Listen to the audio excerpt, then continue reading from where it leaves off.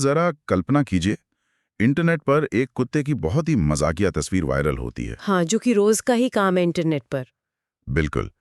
लेकिन फिर कुछ ही घंटों के भीतर दुनिया भर के लोग उस एक तस्वीर पर करोड़ों बल्कि अरबों रुपए लगा देते हैं। सच में, ये सुनने में किसी साइंस फिक्शन फिल्म जैसा लगता है। ना? मतलब उस कॉइन के पीछे कोई असली व्यापार नहीं है, कोई नया सॉफ्टवेयर नहीं बन रहा, कोई कंपनी नहीं है। सिर्फ और सिर्फ एक इंटरनेट का जोक है। और देखते ही देखते उस मजाक की कुल कीमत दुनिया की कई दशकों पुरानी, मतलब जो बहुत स्थापित कंपनियां हैं, उनसे भी ज्यादा हो जाती है। ये कोई मनगढ़ंत कहानी नहीं है, बल्कि आज के डिजिटल बाजार की एक बहुत ही आम सच्चाई बन चुकी है। एकदम सही। और इसीलिए crypto beyond the hype series के इस डीप डाइव का हमारा मुख्य उद्देश्य यही है। हम चाहते हैं कि आम लोगों को बिना किसी भारी भरकम तकनीकी शब्दों में उलझाए डिजिटल बाजार की सच्चाई बताई जाए। बिल्कुल, एकदम सरल और भरोसेमंद तरीके से। ठीक है, तो चलिए इसे अच्छे से समझते हैं। आज का हमारा मिशन है मीम कॉइन्स के पीछे के असली विज्ञान और मनोविज्ञान को समझना। जो कि बहुत जरूरी है आज के समय में। बिल्कुल। रिसर्च और मौजूदा डेटा के आधार पर हम जानेंगे कि आखिर एक मजाक के इर्द गिर्द इतनी हाइप, मतलब इतना ज्यादा शोर क्यों पैदा होता है। इंटरनेट कम्युनिटी इसमें क्या रोल निभाती है, और सबसे अहम बात, इसके पर्दे के पीछे असली रिस्क क्या है। हाँ, क्योंकि इन सवालों की गहराई में जाने के लिए हमें सिर्फ ब्लॉकचेन या कंप्यूटर कोड को नहीं देखना होगा। मतलब ये सिर्फ टेक की बात नहीं है। बिल्कुल नहीं। मीम कॉइन्स असल में पैसे या फाइनेंस से कहीं ज्यादा इंटरनेट कल्चर, इंसानी जज्बातों और डिजिटल व्यवहार का एक जीता जागता उदाहरण है। ये एक बहुत ही अलग नजरिया है। आज की चर्चा इसी बात पर केंद्रित होगी कि कैसे सोशल मीडिया का शोर और लोगों का ध्यान, जिसे हम अटेंशन कहते हैं, वो किसी भी तार्किक कैलकुलेशन से ज्यादा तेजी से पूरे मार्केट को चला सकता है। तो अगर हम पारंपरिक फाइनेंस की दुनिया को देखें तो वो हमेशा से बहुत सख्त और थोड़ी नीरस रही है। भारी भरकम किताबें, मुश्किल चार्ट्स, हाँ, लंबी चौड़ी बैलेंस शीट्स और सूट बूट वाले एक्सपर्ट्स। लेकिन फिर इस गंभीर दुनिया में कोई पेपे द फ्रॉग या किसी कुत्ते की तस्वीर लेकर आता है और पूरा मार्केट उस पर दाव लगाने लगता है। ये तो ऐसा है जैसे किसी जटिल आर्थिक सिद्धांत की किताब की जगह लोग एक वायरल व्हाट्सएप फॉरवर्ड को पैसे का मूल्य दे रहे हों। सही कहा। तो जो लोग डिजिटल मार्केट को थोड़ा बहुत भी समझते हैं, उनके मन में सबसे पहला सवाल यही आता है कि आखिर एक इंटरनेट जोक को पैसे या ट्रेड करने लायक एसेट में बदला कैसे जाता है, इसका मैकेनिज्म क्या है। यहाँ जो बात सबसे दिलचस्प है वो ये है कि आधुनिक तकनीक ने इस पूरी प्रक्रिया को कितना आसान और तेज बना दिया है। मतलब पहले तो बहुत टाइम लगता था ना। बिल्कुल। पहले किसी शेयर या नई करेंसी को मार्केट में लाने के लिए सालों की कागजी कार्रवाई होती थी, वकीलों और बड़े संस्थानों की जरूरत पड़ती थी। इन नेटवर्क पर कोई भी इंसान सिर्फ कुछ मिनटों में अपना एक नया टोकन बना सकता है। 1 मिनट, सिर्फ कुछ मिनटों में? मतलब इसके पीछे कोई बहुत बड़ा तकनीकी आविष्कार या सालों की रिसर्च नहीं होती? तथ्य तो यही है कि तकनीकी रूप से ये बहुत ही साधारण काम है। अरे वाह। स्मार्ट कॉन्ट्रैक्ट्स का इस्तेमाल करके एक नया कॉइन क्रिएट किया जाता है, उसे एक मजाकिया नाम दे दिया जाता है। उसके बाद क्या है? उसके बाद डिसेंट्रलाइज्ड एक्सचेंजों पर एक लिक्विडिटी पूल बना दिया जाता है। ये लिक्विडिटी पूल क्या होता है, थोड़ा आसान भाषा में? इसका सीधा सा मतलब है कि उस नए मजाकिया कॉइन को किसी असली वैल्यू वाले कॉइन जैसे कि ईथर के साथ एक पूल में डाल देना। अच्छा, ताकि उसकी ट्रेडिंग हो सके। बिल्कुल।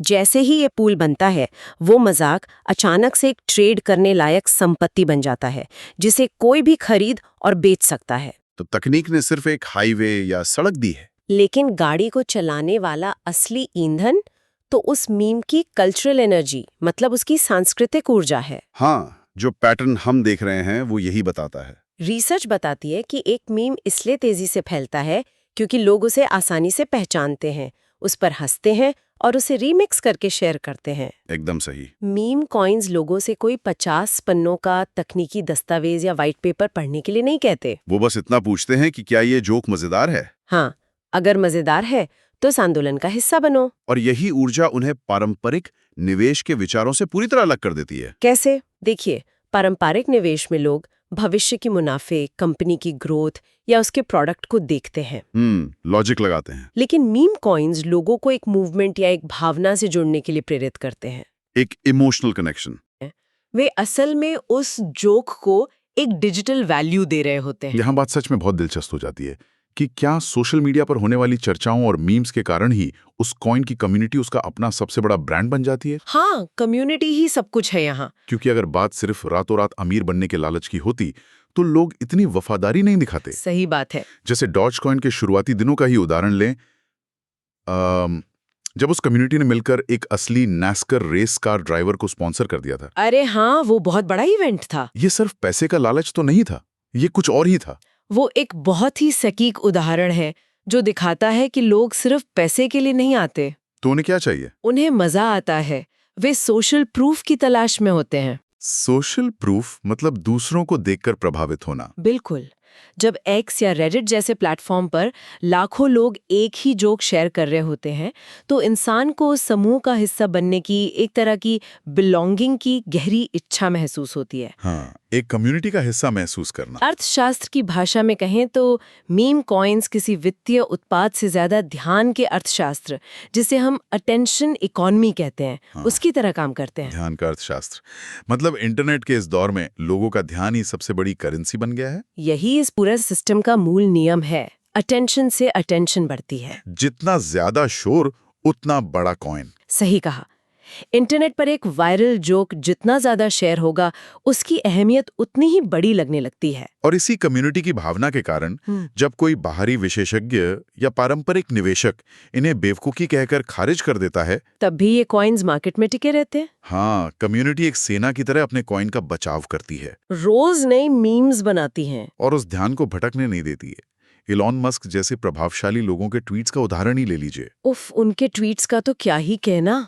एक सिंगल ट्वीट कैसे रातों रात किसी कॉइन को आसमान पर पहुंचा देता है। ये सिर्फ इसलिए संभव है क्योंकि लाखों लोगों की कम्युनिटी लगातार उस अटेंशन को ट्रैक कर रही है। बिल्कुल। तो एक तरह से ये संगीतमय कुर्सी म्यूजिकल चेयर्स के खेल जैसा हो गया। बहुत अच्छी एनालॉजी है। जब तक सोशल मीडिया का ध्यान रूपी संगीत बज रहा है, तब तक सब मजे कर रहे हैं, कम्युनिटी जश्न मना रही है और सब कुछ बहुत सुरक्षित और दोस्ताना लग रहा है। लेकिन एक मिनट, मुझे लगता है कि यहीं पर सबसे बड़ा मनोवैज्ञानिक धोखा छिपा है। वो कैसे? जब कोई कॉइन किसी प्यारे से कुत्ते, बिल्ली या कार्टून मेढक के चेहरे के साथ आता है, तो क्या ये दोस्ताना ब्रांडिंग लोगों को ये भूलने पर मजबूर कर देती है कि यहाँ स्क्रीन के पीछे असली पैसा दांव पर लगा है? ये बहुत ही गंभीर बात है। क्या मजाक के कारण लोग अपनी सतर्कता कम कर देते हैं? इससे एक बहुत जरूरी सवाल उठता है और हमें इस भ्रम को पूरी तरह तोड़ना होगा। बिल्कुल। रिसर्च इस बात की कड़ी चेतावनी देती है कि दोस्ताना ब्रांडिंग का मतलब ये कतई नहीं है कि उसमें वित्तीय रिस्क कम है। मतलब शक्ल भोली और काम खतरनाक? एकदम। असल में ये मजाकिया ब्रांडिंग एक तरह का मनोवैज्ञानिक सुरक्षा कवच बन जाती है। कैसे? थोड़ा समझाइए। देखिए, भारी भरकम वित्तीय चार्ट्स और लाल रंग के आंकड़े देखकर इंसान का दिमाग सतर्क हो जाता है कि भाई यहाँ रिस्क है। हाँ, दिमाग अलर्ट हो जाता है। लेकिन एक कार्टून देखकर वो इसे एक वीडियो गेम समझने लगता है। और वीडियो गेम में हारने पर किसी का घर नीलाम नहीं होता या जीवन भर की बचत नहीं डूबती। सही बात है। लेकिन डिजिटल मार्केट में बाजार गिरने पर असली और गाढ़ी कमाई ही जाती है। सच्चाई ये है कि हाइप हमेशा समझ से कई गुना ज्यादा तेजी से आगे बढ़ती है। हाइप तेज भागती है, बिल्कुल। जब तक कोई आम इंसान जो शायद अपनी रोजमर्रा की नौकरी करता है, किसी मीम कॉइन के बारे में मुख्य धारा की न्यूज में सुनता है, तब तक तो गेम हो चुका होता है। बिल्कुल। तब तक उस कॉइन की कीमत पहले ही बहुत ऊपर जा चुकी होती है। वो व्यक्ति फियर ऑफ मिसिंग आउट यानी फोमो का बुरी तरह शिकार हो जाता है। और सोशल मीडिया के एल्गोरिदम भी तो आग में घी डालते हैं। हाँ, वे एक भ्रम पैदा करते हैं। वे सिर्फ वो कहानियां दिखाते हैं जिनमें लोग रातों रात करोड़पति बन गए। ये एल्गोरिदम का एक बहुत ही क्रूर पहलू है। ये उन हजारों लाखों लोगों की कहानियां कभी ट्रेंड नहीं करने देता जो उसी म्यूजिकल चेयर के खेल में कुर्सी न मिल पाने के कारण अपना सब कुछ गवा बैठे। ये बहुत ही कड़वा सच है। ऐसा लगता है जैसे पूरी दुनिया अमीर हो रही है और बस एक वही इंसान पीछे छूट रहा है। ये मनोवैज्ञानिक दबाव लोगों से बिना सोचे समझे और खतरनाक फैसले करवाता है। और यहीं पर लिक्विडिटी और मार्केट के काम करने का वो कॉन्सेप्ट वापस आता है। वो म्यूजिकल चेयर वाला। हाँ, म्यूजिकल चेयर का संगीत तब बंद होता है जब बड़े निवेशक, जिन्हें मार्केट में वेल्स कहा जाता है, अचानक अपना बड़ा मुनाफा लेकर पैसा निकाल लेते हैं। और तब मार्केट धड़ाम से गिरता है। क्योंकि इन कॉइन्स के पीछे कोई असली बिजनेस, कोई रेवेन्यू मॉडल या ठोस संपत्ति नहीं होती। इसलिए जैसे ही ध्यान हटता है या कोई नया इंटरनेट ट्रेंड आता है, कीमतों में 90 से 99% तक की गिरावट आ सकती है। बाप रे, 99%? इसकी रिस्क यहाँ कोई छोटी सी चेतावनी नहीं है। अस्थिरता मतलब वॉलेटिलिटी ही इस पूरे अनुभव का मुख्य इंजन है। तो एक प्यारा सा कार्टून किसी को पैसे डूबने के दर्द से नहीं बचा सकता। हाँ, बिल्कुल नहीं। लेकिन इतने खतरनाक रिस्क और इतने सारे लोगों के आर्थिक नुकसान के बावजूद इंटरनेट पर एक बहुत बड़ा वर्ग है जो मीम कोइंस का कट्टर बचाव करता है। हाँ हाँ, बहुत बड़ी कम्युनिटी है इनकी। और ये बचाव सिर्फ इस उम्मीद में नहीं होता कि वे अगली बार अमीर बनेंगे। तो फिर क्या वजह है? उपलब्ध स्रोतों और रिसर्च को देखने पर एक ऐसा पक्ष भी नजर आता है जो मानता है कि मीम कॉइन्स असल में पुराने संभ्रांत मतलब एलीट फाइनेंस सिस्टम के खिलाफ एक बगावत है। ये एंगल काफी दिलचस्प है। ये तर्क दिया जाता है कि वॉल स्ट्रीट के बड़े संस्थानों ने हमेशा आम लोगों को बड़े मुनाफे से दूर रखा है, लेकिन यहाँ इंटरनेट की आम कम्युनिटी खुद तय कर रही है कि किस चीज की वैल्यू होगी।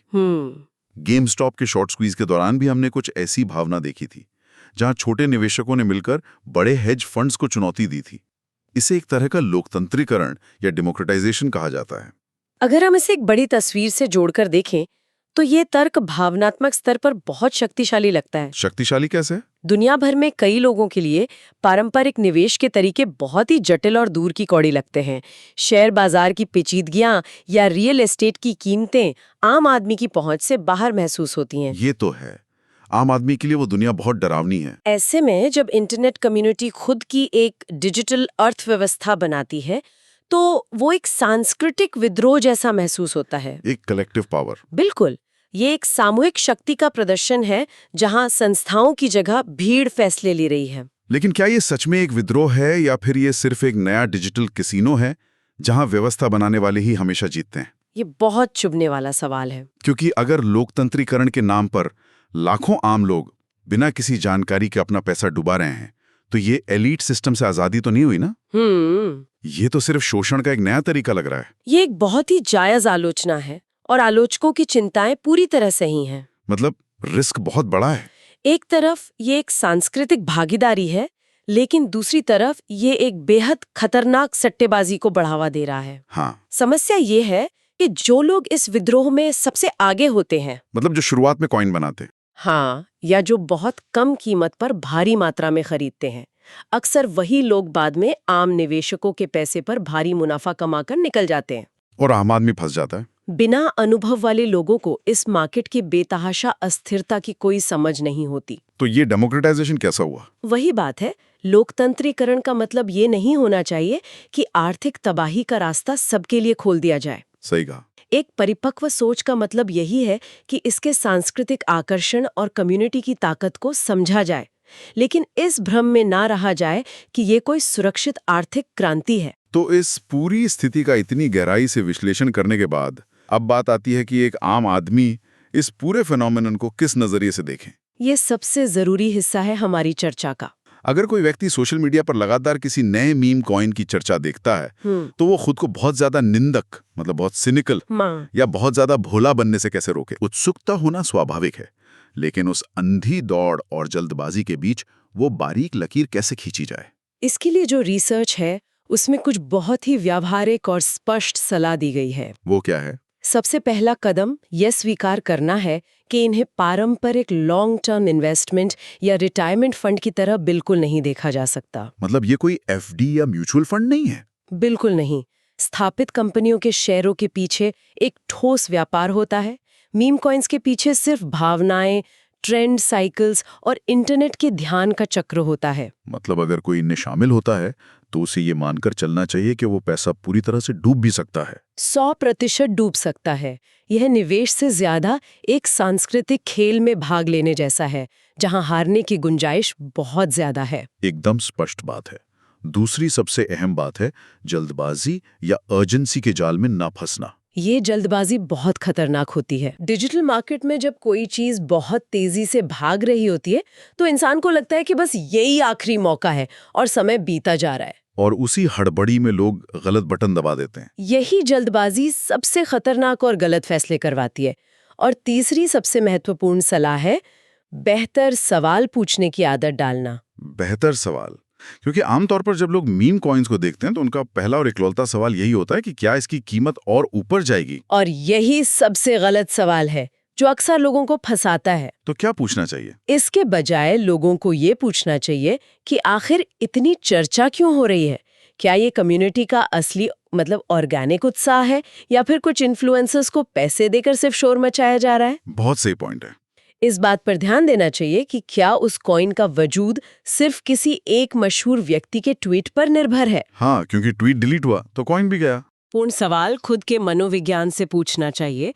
अगर कल सुबह उठकर इस कॉइन की कीमत 80% गिर जाए तो क्या मानसिक और आर्थिक रूप से शांत रहा जा सकेगा? ये सवाल सच में इंसान को जमीन पर ले आते हैं। ये भविष्यवाणियां तो नहीं करते, लेकिन फैसले लेते समय दिमाग को शांत जरूर रखते हैं। पैसिव एक्साइटमेंट से एक्टिव अवेयरनेस की तरफ जाना ही इस बाजार में बचने का असली तरीका है। एकदम सही निष्कर्ष निकाला है। तो इन सब का आखिर मतलब क्या है?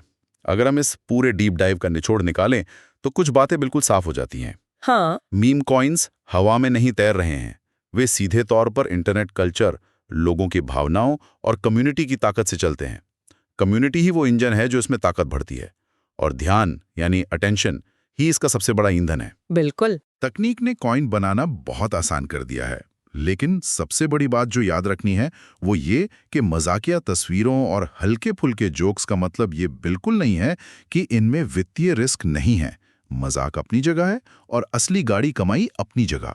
इस पूरी चर्चा से रिसर्च के आधार पर एक बहुत ही गहरा विचार सामने आता है जो भविष्य की तरफ इशारा करता है। वो क्या है? हमने देखा कि मीम कॉइन्स की दुनिया में पैसा धीरे धीरे कंटेंट का रूप लेता जा रहा है। एक मिनट, पैसा एक कंटेंट की तरह? ये बात सच में दिमाग को हिला देने वाली है। इस पर जरा विचार कीजिए। लोग पैसे का इस्तेमाल सिर्फ सामान या सेवाएं खरीदने के लिए नहीं कर रहे हैं, तो फिर? बल्कि इंटरनेट पर एक दूसरे के साथ एक जोक साझा करने, एक वायरल ट्रेंड का हिस्सा बनने और सिर्फ मनोरंजन के लिए कर रहे हैं। ओह, तो पैसा एक मीम बन गया है। अगर पैसे और मनोरंजन के बीच की ये लकीर पूरी तरह मिट गई तो क्या होगा? क्या आने वाले समय में डिजिटल वैल्यू का मतलब सिर्फ ये रह जाएगा कि कौन सा जोक इंटरनेट पर सबसे ज्यादा ध्यान खींच सकता है? ये तो पूरी इकोनॉमी को ही बदल देगा। क्या ये संभव है कि भविष्य की अर्थव्यवस्था का एक बड़ा हिस्सा फंडामेंटल्स पर नहीं बल्कि सिर्फ सामूहिक सोशल मीडिया ट्रेंड्स पर चले? ये एक ऐसा सवाल है जो आने वाले दशकों में डिजिटल फाइनेंस की दिशा तय कर सकता है। ये सच में बहुत गहराई से सोचने पर मजबूर करता है। वो पुराना गंभीर फाइनेंस का स्कूल अब इंटरनेट के शोर और मजाक के साथ एक बहुत ही अजीब चौराहे पर खड़ा है। उस नापतोल वाले सटीक सिस्टम का क्या होगा जब पूरी अर्थव्यवस्था ही भावनाओं और इंटरनेट जोक्स पर चलने लगेगी? ये देखने वाली बात होगी। खैर, अगर आज के इस डीप डाइव ने मीम कॉइन्स के पीछे के विज्ञान, मनोविज्ञान और असली रिस्क को समझने में एक स्पष्ट नजरिया दिया है तो हमारा ये मिशन सफल रहा। बिल्कुल। हाइप के इस दौर में सबसे बड़ा हथियार सही जानकारी और सही सवाल पूछने की क्षमता ही है। इस crypto beyond the hype series के अगले डीप डाइव में ऐसे ही किसी और महत्वपूर्ण विषय के साथ फिर से डिजिटल दुनिया की सच्चाई को उजागर करेंगे। तब तक के लिए शांत दिमाग से सीखते रहें और हमेशा हाइप के पार देखने की कोशिश करें।